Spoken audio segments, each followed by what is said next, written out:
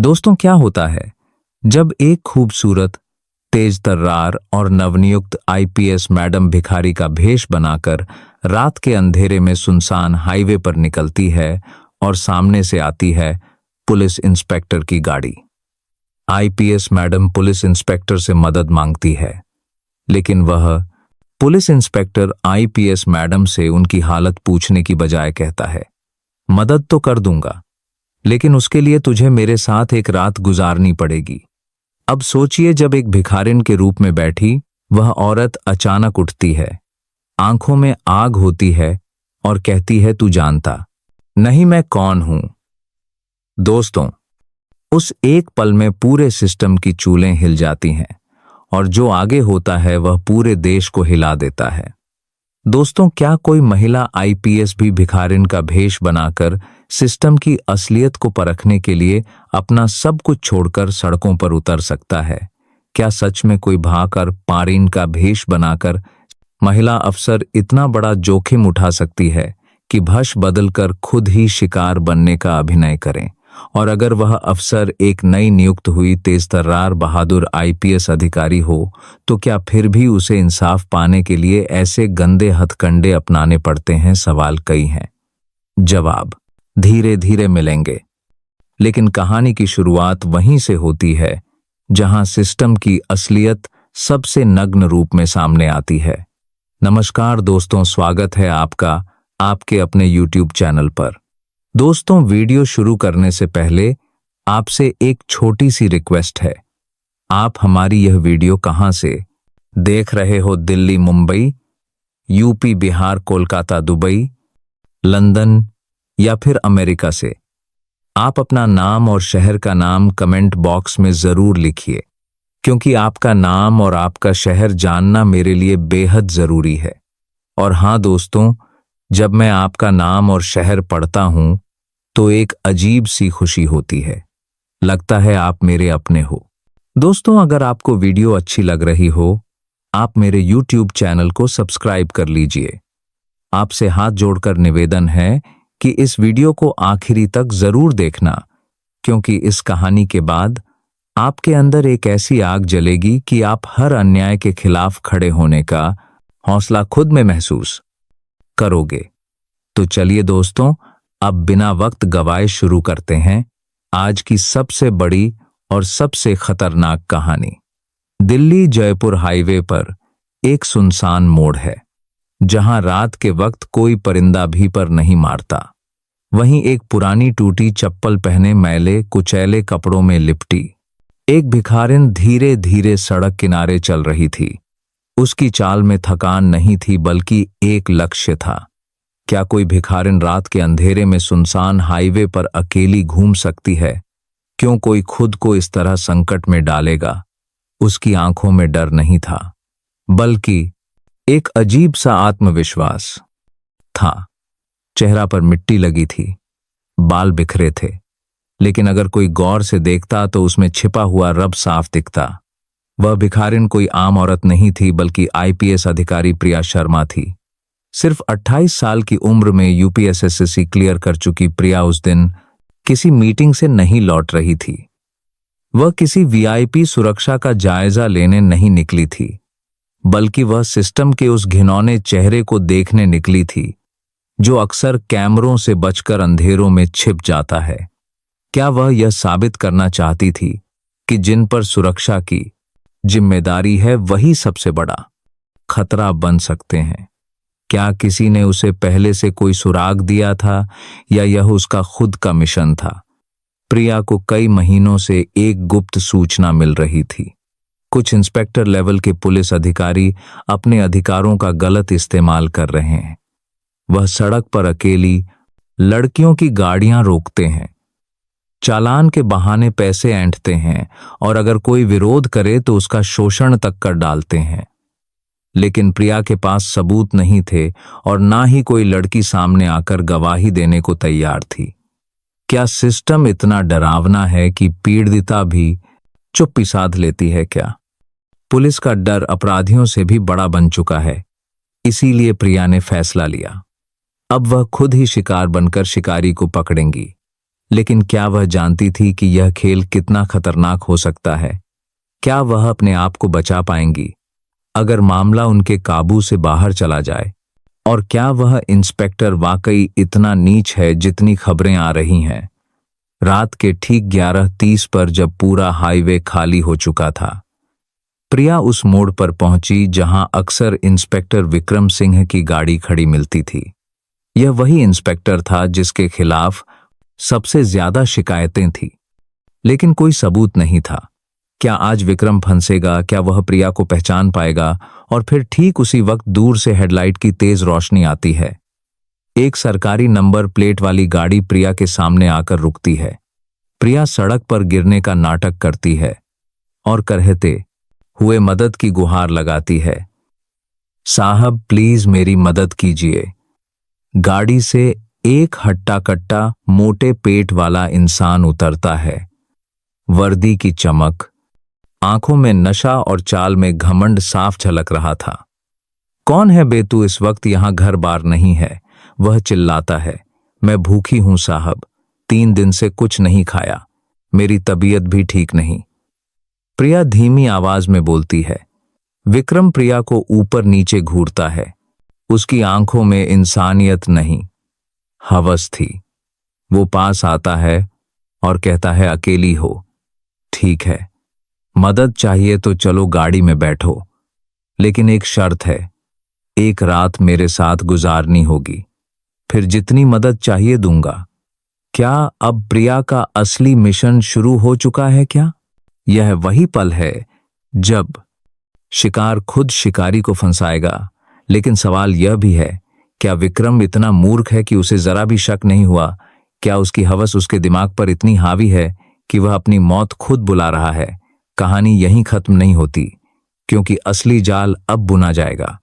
क्या आप कल्पना कर सकते हैं कि जब एक वर्दीधारी अफसर, जिसे जनता का रक्षक कहा जाता है, वह रात के अंधेरे में किसी औरत की मजबूरी का सौदा करता है, तो उसकी आत्मा मर चुकी होती है? क्या एक इंस्पेक्टर इतना गिर सकता है कि एक भूखी प्यासी औरत से रात बिताने की कीमत पर मदद का सौदा करे? और अगर वह औरत कोई आम औरत ना होकर एक तेज तर्रार आईपीएस हो, तब क्या होता है? विक्रम की आंखों में आग थी, लेकिन वह ईमानदारी की नहीं बल्कि वासना की आग थी। क्या उसे वाकई कोई शक नहीं हुआ कि इतनी सुनसान सड़क पर इस वक्त एक भिखारिन क्यों खड़ी है? क्या उसने सोचा कि यह कोई ट्रैप हो सकता है, या फिर उसकी आदतें इतनी बन चुकी थी कि अब उसे शर्म का कोई एहसास ही नहीं बचा था? चल चुपचाप बैठ जा गाड़ी में, उसने प्रिया की कलाई को कसकर पकड़ते हुए कहा। प्रिया ने एक बार की खुद को झटका, लेकिन वह चाहती थी कि मामला रिकॉर्ड में आ जाए। उसकी पॉकेट में छिपे माइक्रो कैमरे और कॉल रिकॉर्डर एक्टिव थे। क्या विक्रम समझ पा रहा था कि वह जिस ठाप कैमरे मासूम चेहरे को शिकार समझ रहा है, वही उसका शिकारी बनने वाला है? साहब मुझे डर लग रहा है। आप पुलिस वाले हो ना? प्रिया ने कांपते हुए मगर जानबूझकर मासूम आवाज में कहा। हां, पुलिस वाला हूं, लेकिन रात में इंसान पहले मर्द होता है, फिर कुछ और। तू बस चुपचाप साथ चल, तुझे खाना भी मिलेगा, पैसे भी, और सुबह कहीं छोड़ भी दूंगा। विक्रम ने अपनी मतदानगी को घिनौने शब्दों में लपेटकर फेंका। क्या अब भी कोई शक रह गया था कि ऐसे अफसर पुलिसिया वर्दी को दागदार कर रहे हैं? गाड़ी स्टार्ट हुई और प्रिया को बिठाकर वह सुनसान सड़क से कुछ दूर एक खंडहरनुमा जगह की तरफ ले जाने लगा। रास्ते भर प्रिया अंदर से हिल चुकी थी। क्या वह सही कर रही थी? अगर विक्रम को कहीं शक हो गया तो क्या होगा? अगर वह जोर जबरदस्ती पर उतर आया तो क्या उसके पास बचने का कोई रास्ता है? लेकिन फिर उसने खुद को याद दिलाया, तू आईपीएस है प्रिया, तू डरने नहीं आई, तू सिस्टम को उजागर करने आई है। और अगर आज तू डर गई तो फिर कितनी औरतें चुप रहेंगी? खंडहर के पास पहुंचते ही विक्रम ने गाड़ी रोक दी। चारों तरफ सन्नाटा था, दूर तक कोई नहीं। यह वही जगह थी जहां पहले भी कई घटनाएं हुई थी, लेकिन कभी कोई पीड़िता बोल नहीं सकी। क्या अब इस खामोशी में कोई सच बोलेगा? चल उतर, ज्यादा नाटक मत कर। उसने गाड़ी का दरवाजा खोलते हुए कहा। साहब प्लीज थोड़ी देर रुक जाइए, मुझे डर लग रहा है। आप पुलिस होना, मुझे प्रोटेक्शन दीजिए। प्रिया ने फिर एक बार कोशिश की। क्या विक्रम को अब भी अपनी वर्दी का कोई ख्याल नहीं आया? विक्रम ने अपने बेल्ट की बकल खोलते हुए जवाब दिया, रात में प्रोटेक्शन की जरूरत नहीं होती, बस साथ देने की जरूरत होती है। क्या अब प्रिया को अपने प्लान को एक्टिवेट करना होगा? क्या अब समय आ गया है जब शिकारी को उसकी औकात दिखाई जाए? और ठीक तभी प्रिया ने धीरे से अपने चप्पल के अंदर छिपे बटन को दबाया। यह सिग्नल था। उसकी टीम जो 500 मीटर दूर झाड़ियों में कैमरे और वायरलेस के साथ छिपी थी, तुरंत एक्टिव हो गई। क्या वाकई यह सब प्लान का हिस्सा था? क्या प्रिया इतने परफेक्ट तरीके से जाल बिछा चुकी थी? विक्रम जैसे ही प्रिया की तरफ बढ़ा, प्रिया ने चिल्लाकर कहा, स्टैंड बैक इंस्पेक्टर, तुम गिरफ्तार हो। तुम्हारी सारी हरकतें रिकॉर्ड हो चुकी हैं। तुमने जो बोला वह सब कैमरे में आ चुका है। अब तुम्हें कानून के कटघरे में खड़ा होना पड़ेगा। विक्रम कुछ सेकंड तक सन्न खड़ा रहा। उसकी आंखें चौड़ी हो गई, चेहरे का रंग उड़ चुका था। क्या उसे यकीन हुआ कि यह वही लड़की है जिससे वह रात बिताने का सौदा कर रहा था? क्या अब उसे अपनी वर्दी का बोझ महसूस हुआ? और तभी झाड़ियों से प्रिया की टीम निकली। 2 महिला कांस्टेबल और 4 अन्य जवानों ने विक्रम को पकड़ लिया। एक हाथ में हथकड़ी थी और दूसरा हाथ विक्रम की गर्दन पर रखा गया। IPS Priya Sharma, team commander ने कहा, आपका ऑपरेशन पूरा हो गया। विक्रम घुटनों पर गिर गया। क्या यह वही विक्रम था जो हर रात सड़क पर औरतों की मजबूरी का फायदा उठाता था? क्या आज पहली बार उसने किसी औरत से हार मानी? लेकिन प्रिया चुप नहीं थी। उसने पास आकर विक्रम के चेहरे पर देखा और कहा, तुम जैसे लोग सिस्टम के कैंसर हो और मैं इलाज हूं। अब तुम्हारा इलाज अदालत में होगा, जहां तुम्हें सिर्फ मैं नहीं, वह सब औरतें भी देखेंगी जो तुमसे डरी थी। अब सवाल यह है, क्या यह सिर्फ एक इंस्पेक्टर का पर्दाफाश है या एक पूरे सिस्टम की सफाई की शुरुआत? क्या प्रिया की यह रणनीति दूसरे अफसरों के लिए सबक बनेगी? क्या अब सिस्टम सचमुच बदलेगा या विक्रम जैसे कई और विक्रम अब भी छिपे बैठे हैं? क्या सिर्फ एक इंस्पेक्टर की गिरफ्तारी से सिस्टम का गंदगी भरा चेहरा साफ हो जाएगा? क्या जो लोग वर्दी की आड़ में दरिंदगी को छिपाए हुए हैं वह अब सतर्क हो जाएंगे? और सबसे बड़ा सवाल, क्या आईपीएस प्रिया शर्मा अब रुकने वाली है या यह सिर्फ शुरुआत है? विक्रम की गिरफ्तारी के बाद जैसे ही वीडियो फुटेज मीडिया के हाथ लगा, पूरे राज्य में टहलका मच गया। हर न्यूज चैनल की हेडलाइन यही थी, भिखारी के भेष में आईपीएस ने किया इंस्पेक्टर का पर्दाफाश। लेकिन क्या मीडिया की सुर्खियां समाज की सोच को बदलने के लिए काफी होती है? क्या एक वीडियो क्लिप उन घिनौने ख्यालों को मिटा सकती है जो सालों से सिस्टम में जड़े जमाए बैठे हैं? प्रिया को मालूम था यह लड़ाई सिर्फ विक्रम तक सीमित नहीं है। अगले ही दिन उसने अपनी रिपोर्ट के आधार पर जिले के 9 और थाना क्षेत्रों में चुपचाप सर्विलांस टीम तैनात कर दी। क्या यह निर्णय उसके लिए खतरा बन सकता था? क्या ऐसे अफसर जो खुलेआम जुर्म कर रहे हैं, वह चुपचाप कानून के आगे घुटने टेक देंगे? नहीं। जैसे ही कुछ और इंस्पेक्टरों को भनक लगी कि एक आईपीएस भिखारी का भेष बनाकर सड़कों पर घूम रही है और सब रिकॉर्ड कर रही है, कई थानों में खलबली मच गई। क्या आपको लगता है कि सभी पुलिस अफसर ईमानदार होते हैं या क्या हर वर्दी के पीछे एक ईमान छुपा होता है? नहीं। अफसोस की बात यह है कि कुछ ही लोग होते हैं जो वर्दी की मर्यादा को समझते हैं। इसी खलबली के बीच 2 थाना प्रभारी रातों रात ट्रांसफर की सिफारिश लेकर विधायक के घर पहुंच गए। क्या यह डर था या अपनी काली करतूतों को छिपाने की कोशिश? लेकिन प्रिया ने पहले से प्लान कर रखा था। विधायक, मंत्री और सीनियर अफसरों के राजनीतिक दबाव को भी वह भांप चुकी थी। क्या एक महिला अफसर को ईमानदारी से काम करने के लिए राजनीति से भी लड़ना पड़ता है? मैडम जी, आप जितना कर रही हैं उससे सिस्टम में डर फैल रहा है, एक डीएसपी ने निजी मीटिंग में कहा। मैं डर फैलाना नहीं चाहती, मैं सुधार लाना चाहती हूं। लेकिन अगर डर से सुधार आता है तो ठीक है, डराइए सबको, प्रिया ने ठंडे स्वर में जवाब दिया। क्या ऐसा जवाब देने के लिए सिर्फ अधिकार होना काफी है या आत्मबल भी उतना ही जरूरी है? क्या प्रिया जैसी अवसर हर जिले में हो सकती है? और अगर होती तो क्या वर्दी का डर आम लोगों के लिए सुरक्षा का प्रतीक बन जाता? उसी सप्ताह प्रिया ने एक और गुप्त ऑपरेशन शुरू किया। इस बार उसने साधारण घरों की महिलाओं से बात करना शुरू किया, खासकर उन महिलाओं से जो कभी थाने गई थी और वहां उनका अपमान हुआ था। क्या कोई आईपीएस अधिकारी खुद आम महिलाओं के दरवाजे खटखटा सकता है? क्या यह वाकई बदलाव की शुरुआत है या सिर्फ एक पब्लिसिटी स्टंट? मैडम, हमसे पूछताछ के नाम पर गंदे सवाल पूछे गए, हमारे कपड़ों को लेकर टिप्पणी की गई, डर के मारे हमने शिकायत भी नहीं की। एक महिला ने रोते हुए कहा, क्या ऐसी सच्चाई सुनना आसान होता है? क्या जो महिलाएं इंसाफ मांगने थाने जाती हैं, वहीं अगर उनका अपमान होता है तो वे भविष्य में कानून से कैसे भरोसा रखेंगी? प्रिया ने हर बयान को रिकॉर्ड किया, हर एक वाक्य को फाइलों में जोड़ा और फिर उसने एक नया आदेश पारित किया। थानों में महिला शिकायतों पर सिर्फ महिला अफसर ही पूछताछ करेंगी और उस पूछताछ की ऑडियो वीडियो रिकॉर्डिंग अनिवार्य होगी। क्या यह एक ऐतिहासिक कदम था? क्या अब महिलाओं के लिए पुलिस थानों की छवि बदलेगी? लेकिन सवाल फिर वही उठा, क्या वाकई सब अधिकारी इस आदेश का पालन करेंगे?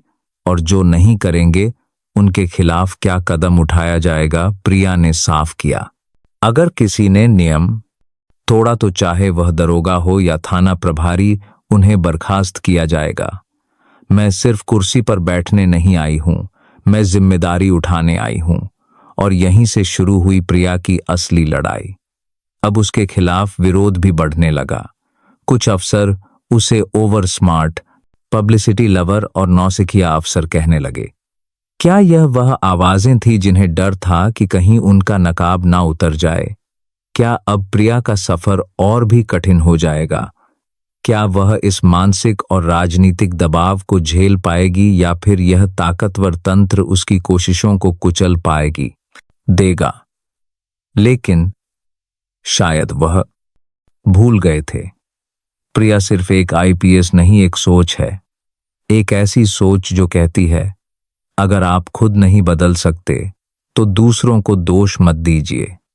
और यही सोच अब जिले की गलियों से निकलकर पूरे राज्य में फैल रही थी। क्या किसी जिले का पूरा पुलिस विभाग एक अकेली महिला अफसर के सामने झुक सकता है? क्या केवल ईमानदारी और हिम्मत के बल पर एक आईपीएस अफसर पूरे तंत्र को बदल सकती है? और अगर ऐसा होता है तो वह कौन सी ताकत होती है जो अंदर ही अंदर उस अफसर के खिलाफ षड्यंत्र रचने लगती है?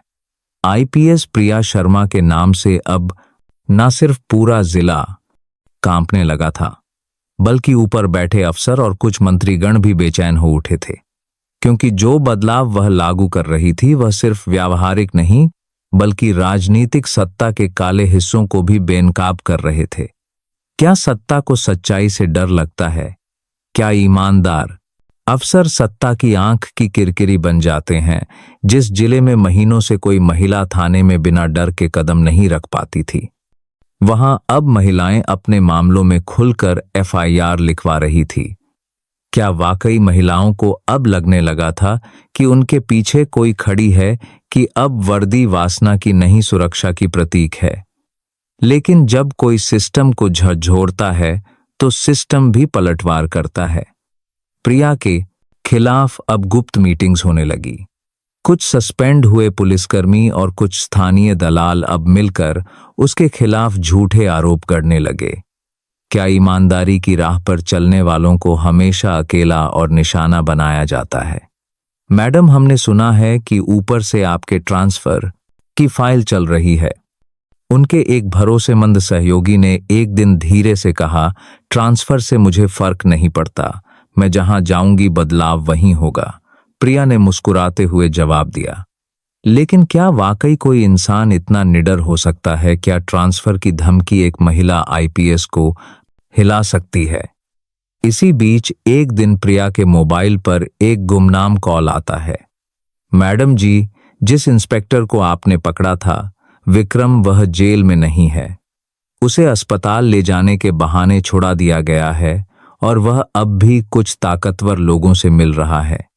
क्या यह सच था? क्या इतना बड़ा अपराधी अफसर जेल में रहते हुए भी राजनीतिक गठजोड़ कर रहा था? क्या कोई उस पर दया दिखाकर उसे बचा रहा था? और अगर हां, तो क्यों प्रिया उसी वक्त अपने सरकारी वाहन में सवार होकर सीधे उस जेल पहुंची जहां विक्रम बंद था? लेकिन वहां पहुंचते ही चौंकाने वाला खुलासा हुआ। मैडम कैदी को कल रात अचानक तबीयत बिगड़ने पर हॉस्पिटल भेजा गया था, लेकिन वहां से वह फरार हो गया। क्या यह महज एक इत्तेफाक था या जानबूझकर रचा गया प्लान? और अगर यह प्लान था तो इसके पीछे कौन था? क्या प्रिया को भी जान का खतरा था? रात होते ही उसे गुप्त सूचना मिली कि विक्रम एक सुनसान फैक्ट्री में छिपा है और उसके साथ 2 बर्खास्त पुलिसकर्मी भी हैं। क्या अब प्रिया उस फैक्ट्री तक जाएगी? क्या वह अपनी जान जोखिम में डालकर फिर से एक ऑन ऑपरेशन करेगी? मैं फिर से भिखारी का भेष नहीं बनाऊंगी। इस बार मैं आईपीएस प्रिया बनकर जाऊंगी और बंदूक साथ लेकर जाऊंगी। उसने अपनी टीम को आदेश दिया। लेकिन क्या कानून अपने ही भूतपूर्व अफसरों के खिलाफ बंदूक उठाने की इजाजत देता है? क्या अब भी उसके हर कदम को कानून की सीमाओं में रखना संभव होगा? रात 1:00 बजे प्रिया अपने 6 खास जवानों के साथ उस फैक्ट्री की ओर रवाना हुई। वहां पहुंचते ही चारों ओर सन्नाटा और अंधेरा था, लेकिन जैसे ही वह अंदर घुसी, एक गोली दीवार के पास आकर लगी। मैडम भागिए, एक जवान चिल्लाया, लेकिन प्रिया नहीं भागी। उसने तुरंत पोजीशन ली और चीखी, विक्रम, अगर एक और गोली चली तो मैं तुझे एनकाउंटर में खत्म कर दूंगी। सरेंडर कर। क्या एक बार गिर चुका इंसान फिर सुधर सकता है, या फिर वह बचे हुए सम्मान को भी खुद ही जला देता है? और तभी अंदर से एक भारी आवाज आई, तू आईपीएस बन गई तो क्या हुआ, औरत ही तो है। तुझे भी रात में डर लगेगा। आ देख आज किसका कानून चलता है। क्या अब प्रिया को वह करना पड़ेगा जो किसी आईपीएस अफसर को आखिरी विकल्प के तौर पर करना पड़ता है? क्या अब वर्दी सिर्फ न्याय का नहीं, युद्ध का रूप लेने जा रही है? अचानक गोलियों की आवाजें फैक्ट्री में गूंज उठी, लेकिन प्रिया की टीम पहले से तैयार थी। 12 मिनट तक चले ऑपरेशन में 2 अपराधी घायल हुए और विक्रम को पकड़ा गया। इस बार हथकड़ियों के साथ नहीं, बल्कि अपने ही खून में लथपथ। प्रिया उसके पास झुकी और कहा, तुझे बचाने वाले कितने भी हो, लेकिन जब अफसर खुद मैदान में उतरता है तो सारे मास्टरमाइंड भी बेनकाब हो जाते हैं। तो अब सवाल उठता है, क्या यह युद्ध खत्म हुआ या असली दुश्मन अब भी पर्दे के पीछे है? वह कौन है जो जेल से लोगों को छुड़वाता है, ट्रांसफर करवाता है और हत्या तक की साजिश रचता है? क्या किसी पुलिस इंस्पेक्टर की इतनी हिम्मत हो सकती है कि वह अकेले जेल से भाग निकलता है और फिर पुलिस टीम पर हमला करता है? या फिर इसके पीछे कोई बड़ा, बहुत बड़ा खेल छुपा है? और अगर हां, तो कौन है वह जो पर्दे के पीछे से तमाशा रच रहा है? क्या आईपीएस प्रिया शर्मा का असली युद्ध अब शुरू हुआ है? विक्रम को दोबारा जमीन पर घसीटते हुए जब प्रिया की टीम ने थाने लाया तो वहां हर अफसर की आंखों में दोबारा जमीन पर घसीटते हुए चीजें साफ दिख रही थी, डर और शर्म। लेकिन प्रिया की आंखें अब किसी और को खोज रही थी। वह जान चुकी थी कि इस विक्रम के पीछे कोई और है जो उसे बचाता है, उसे निर्देश देता है और शायद सिस्टम में बहुत ऊपर बैठा है। तू जेल से निकला कैसे? प्रिया ने थाने में सबसे सामने पूछा। तेरा सिस्टम ही तो निकाला मैडम, जो तुझसे जलते हैं उन्हीं ने, विक्रम हंसते हुए बोला। क्या यह हंसी किसी पागल अपराधी की थी या एक षड्यंत्रकारी की जो अपनी हार में भी गर्व देखता है? क्या वाकई सिस्टम के अंदर ऐसे लोग बैठे हैं जो महिलाओं के खिलाफ ऐसे अपराधियों को समर्थन देते हैं? और अगर हैं तो क्यों प्रिया अब इस बात को महसूस करने लगी थी कि यह लड़ाई अब सिर्फ लैंगिक अपराध के खिलाफ नहीं, बल्कि पुलिस तंत्र के भीतर बैठे भ्रष्ट राजनीतिक गठजोड़न के खिलाफ है? क्या वह अब अकेली पड़ने वाली है? क्या उसे सहयोग मिल पाएगा? उसी शाम राज्य के मुख्य सचिव की ओर से प्रिया को बुलावा आता है। राजधानी में बैठा वह अधिकारी जो ज्यादातर मामलों में चुप्पी साधे रहता है, अब अचानक उसे क्यों बुला रहा है? मैडम प्रिया, आप अच्छा काम कर रही हैं, लेकिन ज्यादा पब्लिसिटी से बचिए। ऊपर तक बातें जा रही हैं। क्या यही वह इशारा था कि अब प्रिया को चुप हो जाना चाहिए? क्या ईमानदारी की भी कोई सीमा होती है जिसे पार करना खतरा बन सकता है?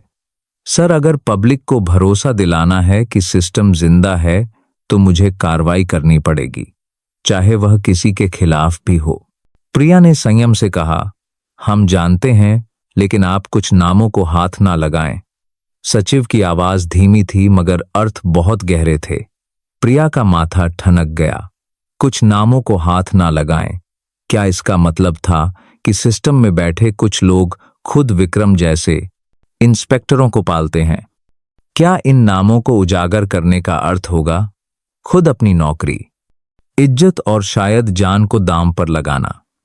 लेकिन अब प्रिया पीछे नहीं हटने वाली थी। उसने विक्रम के मोबाइल डाटा की फॉरेंसिक जांच करवाई।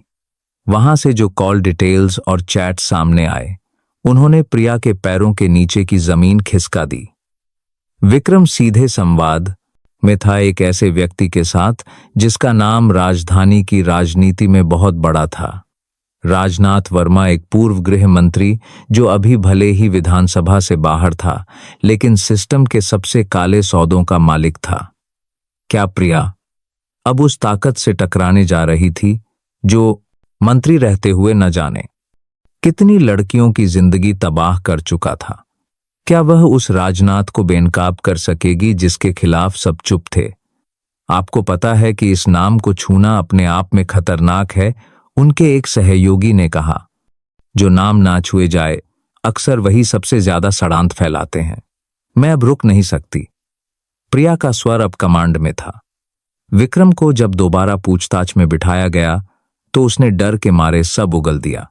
कैसे गृह मंत्री रहते हुए राजनाथ लड़कियों के खिलाफ बने झूठे केसों को दबाता था, कैसे थानों में पसंदीदा दरोगा रखवाता था और कैसे हर थाने में भेंट राशि जाती थी। एक तरह का अपराधी सिंडिकेट वर्दी में मैंने सब सुना है, लेकिन अब मैं चाहती हूं कि तू कोर्ट में बयान दे। प्रिया ने कहा, वह मुझे जिंदा नहीं छोड़ेगा। विक्रम कांप गया तो मरने से पहले न्याय का साथ दे दे, शायद पहली बार जिंदगी का सुकून मिल जाए। प्रिया ने उसकी आंखों में आंखें डालकर कहा, क्या अब सिस्टम के सबसे बड़े शेयर पर शिकंजा कसने वाला था? क्या अब अदालत में वह गवाही दर्ज होगी जो इस गठजोड़ की चूलें हिला देगी, या फिर इससे पहले ही कोई विक्रम को हमेशा के लिए खामोश कर देगा? प्रिया ने कोर्ट प्रोटेक्शन में गुप्त वायु सुरक्षा की सिफारिश की और उसकी याचिका पर विशेष सुनवाई हुई।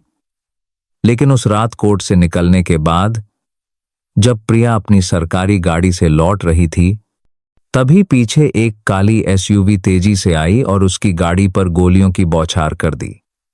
क्या यह हमला एक इत्तेफाक था या अब वाकई युद्ध की घोषणा हो चुकी थी?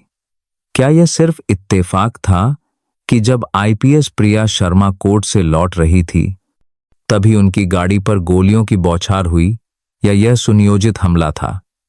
एक संदेश कि अगर तुम सच के रास्ते पर चलोगी तो तुम्हें जिंदा नहीं छोड़ा जाएगा।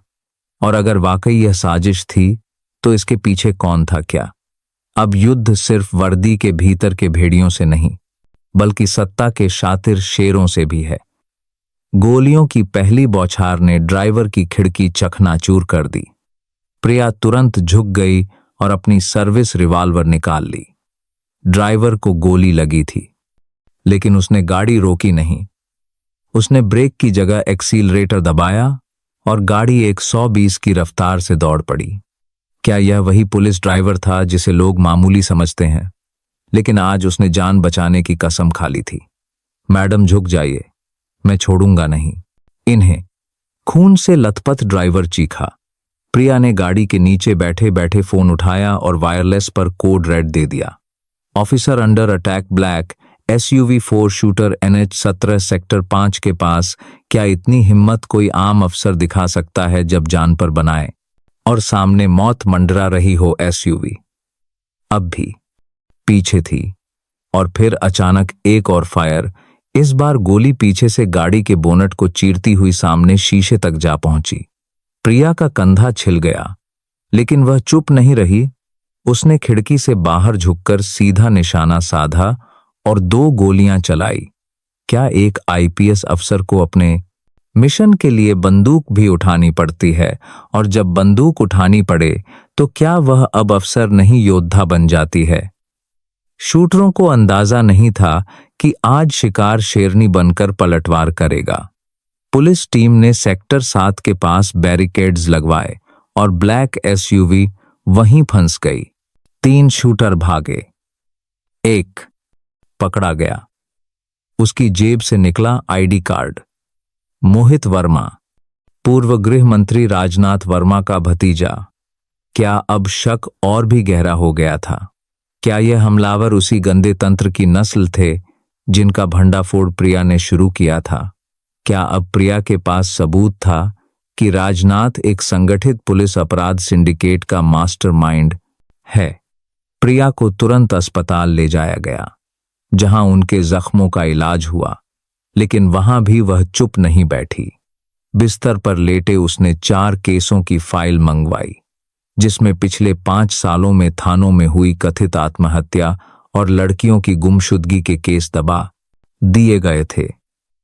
क्या यह वही केस थे जो राजनाथ और उसके वफादार इंस्पेक्टरों की काली करतूतें ढकने के लिए इस्तेमाल हुए? अस्पताल में इलाज के बीच ही प्रिया ने एक बड़ा फैसला लिया। अब FIR सिर्फ अफसरों के खिलाफ नहीं, एक राजनेता के खिलाफ भी दर्ज होगी। IPC की धारा 120B, 307 और UAPA तक लगाई जाएगी। क्या किसी IPS अफसर ने पहले कभी किसी पूर्व मंत्री पर देशद्रोह और हत्या की साजिश का केस दर्ज किया है? राज्य में तूफान आ गया। क्या प्रिया शर्मा पागल हो गई हैं? क्या वह अपनी नौकरी को आग में झोंक रही हैं? क्या कोई अफसर इतना दुस्साहसी हो सकता है? यह सवाल अब हर डिपार्टमेंट में घूमने लगे। लेकिन प्रिया के जवाब में सिर्फ एक वाक्य था, अगर आप सच्चाई की कीमत नहीं चुका सकते तो वर्दी पहनने का हक भी नहीं रखते। राज्य सरकार पर दबाव बढ़ा। कुछ अफसरों ने प्रिया को समझाने की कोशिश की, वह बहुत ताकतवर है, आप एक महिला होकर इनसे कैसे भिड़ेंगे? तो क्या अब भी समाज एक महिला अफसर की ताकत को कमतर समझता है? क्या महिला शब्द ही उसकी ईमानदारी का बोझ बन जाता है? लेकिन प्रिया अब उस डर से बहुत आगे निकल चुकी थी।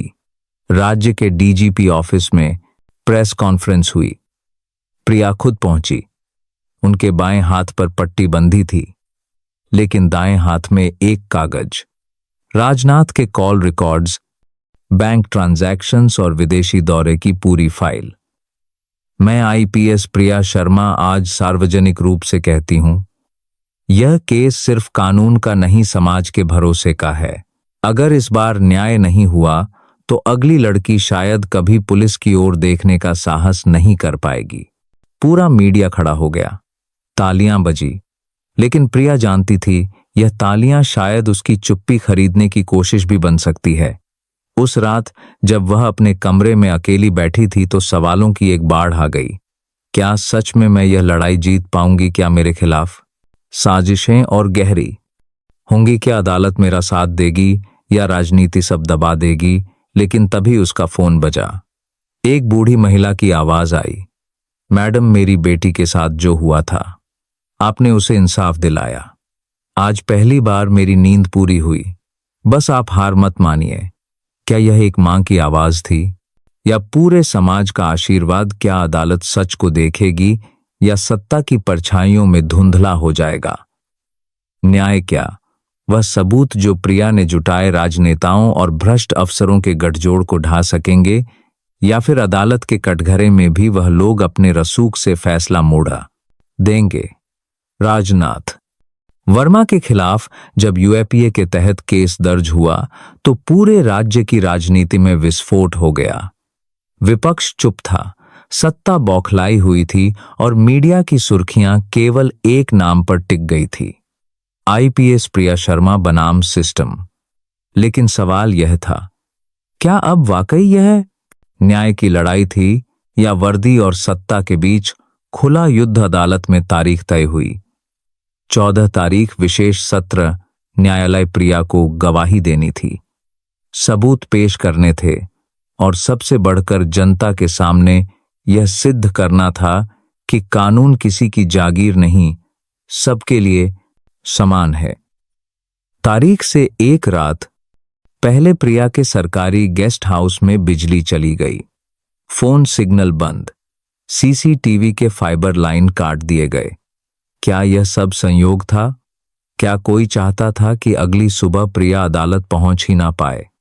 प्रिया ने तुरंत जनरेटर ऑन करवाया और वॉकी टॉकी से जॉन पाराहे कमांडर को बुलाया, लेकिन तभी उसकी मेज पर एक लिफाफा पड़ा दिखा। लिफाफा खोला, उसमें सिर्फ एक लाइन थी, अगर कल गवाही दी तो तुम्हारी लाश अदालत पहुंचेगी, तुम नहीं। क्या यह डराने की साजिश थी या मौत की चेतावनी? क्या यह साफ इशारा था कि अब बात सिर्फ केस की नहीं रही बल्कि जिंदगी और मौत की हो चुकी है? प्रिया ने लिफाफा जलाया और दीवार पर टंगी संविधान की फ्रेम की ओर देखा। क्या वह वाकई अब डरी हुई थी? नहीं, उसकी आंखों में एक चमक थी, शायद अब वह खुद को अकेली नहीं समझ रही थी। अगली सुबह गवाहों और मीडिया की भीड़ के बीच जब कोर्ट के गेट पर उनकी गाड़ी रुकी तो सैकड़ों लोगों ने तालियों से स्वागत किया।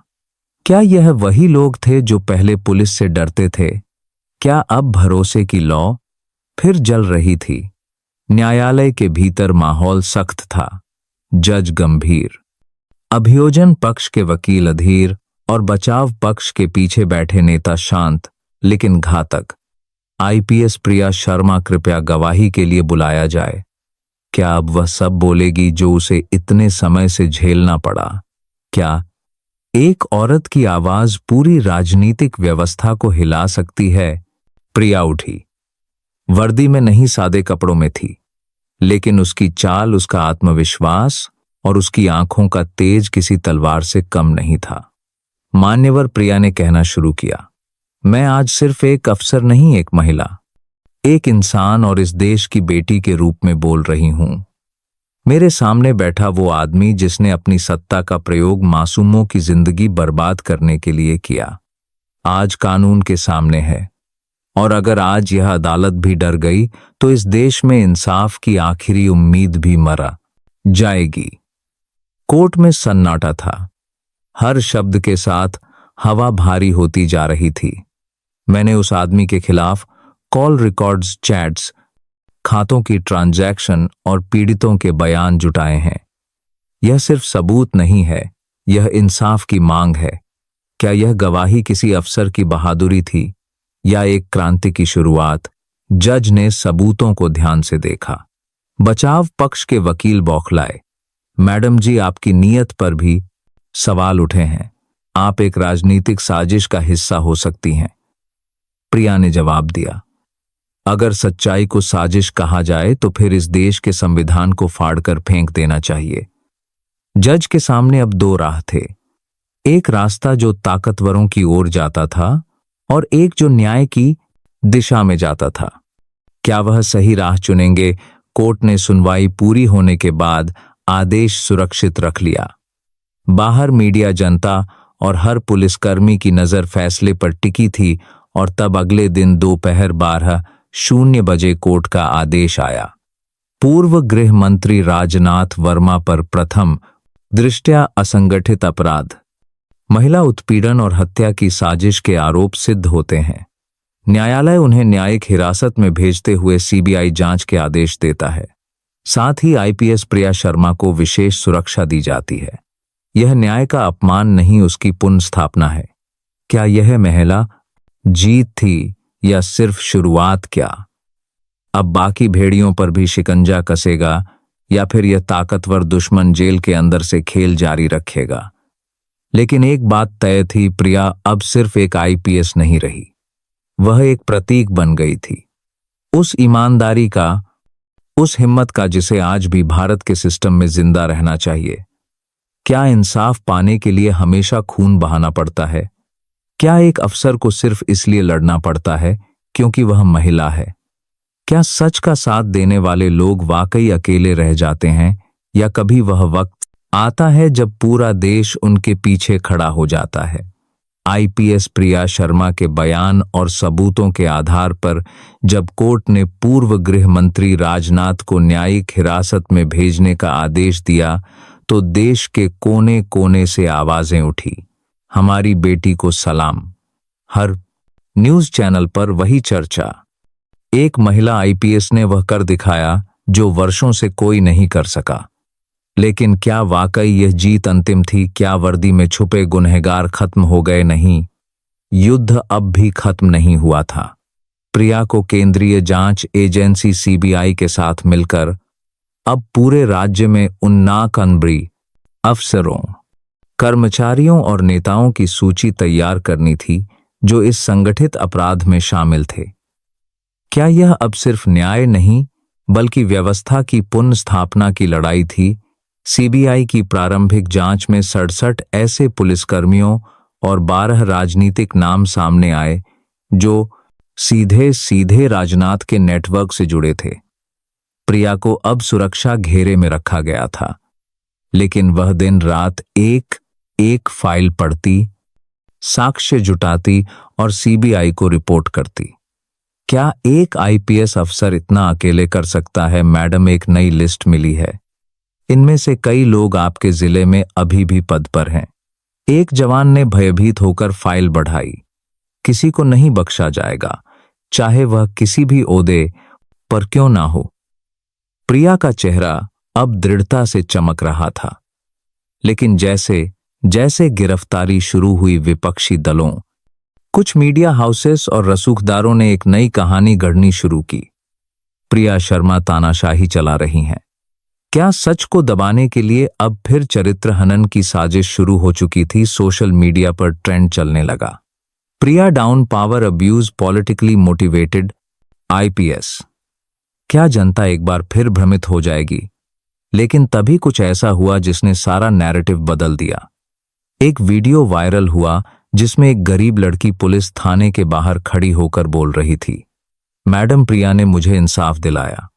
जब मैं 3 साल से दर दर भटक रही थी, लोग मेरी मां की मौत को आत्महत्या बताते रहे, लेकिन उन्होंने सच्चाई बाहर लाकर मुझे इंसान बना दिया। उस एक वीडियो ने वह कर दिखाया जो 1000 बयान नहीं कर सकते थे। देश की बेटियों ने प्रिया को अपना रोल मॉडल मान लिया। विश्वविद्यालयों में, महिला कॉलेजों में और सामाजिक मंचों पर हर जगह प्रिया शर्मा एक विचार बन चुकी थी।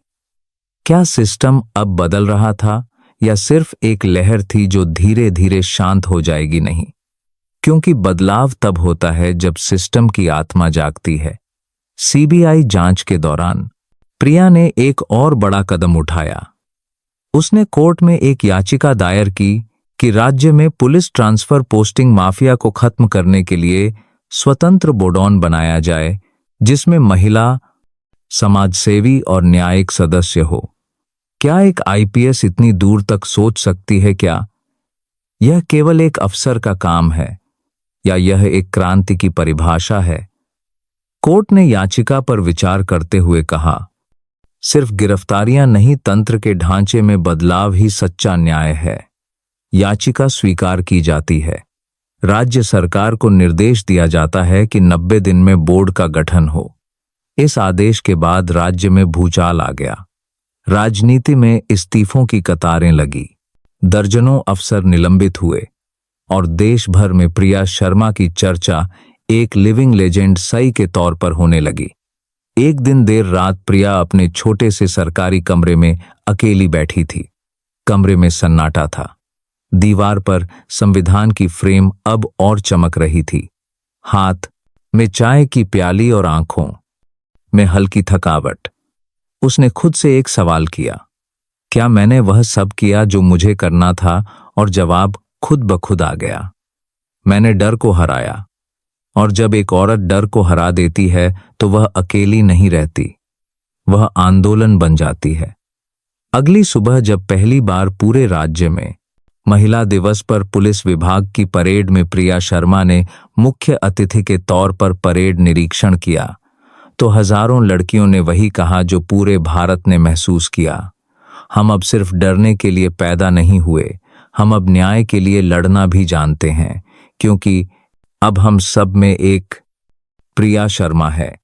इस कहानी से हमें यह सीखने को मिलता है कि अगर इरादे मजबूत हो और सच्चाई के रास्ते पर चलने का जुनून हो तो कोई भी ताकत इंसान को रोक नहीं सकती। महिला आईपीएस प्रिया शर्मा ने यह साबित कर दिया कि एक अकेली औरत भी पूरे तंत्र को चुनौती दे सकती है, बशर्ते उसके भीतर डर को हराने की हिम्मत हो। जब पूरी व्यवस्था भ्रष्टाचार से सड़ी हो तब एक ईमानदार अफसर की नीयत ही सबसे बड़ी ताकत बन जाती है। यह कहानी हमें यह भी सिखाती है कि असली न्याय सिर्फ कोर्ट के आदेश से नहीं, बल्कि एक अफसर की निडरता और जनविश्वास से पैदा होता है। हमें यह समझना चाहिए कि समाज में बदलाव लाने के लिए बड़े पद नहीं बल्कि बड़ी सोच और साहस की जरूरत होती है। चाहे जितने भी डराने वाले खतरे हो, धमकियां मिले या जान को खतरा हो, जब इंसान सच्चाई के साथ खड़ा होता है तो पूरी कर दुनिया एक दिन उसके साथ खड़ी हो जाती है।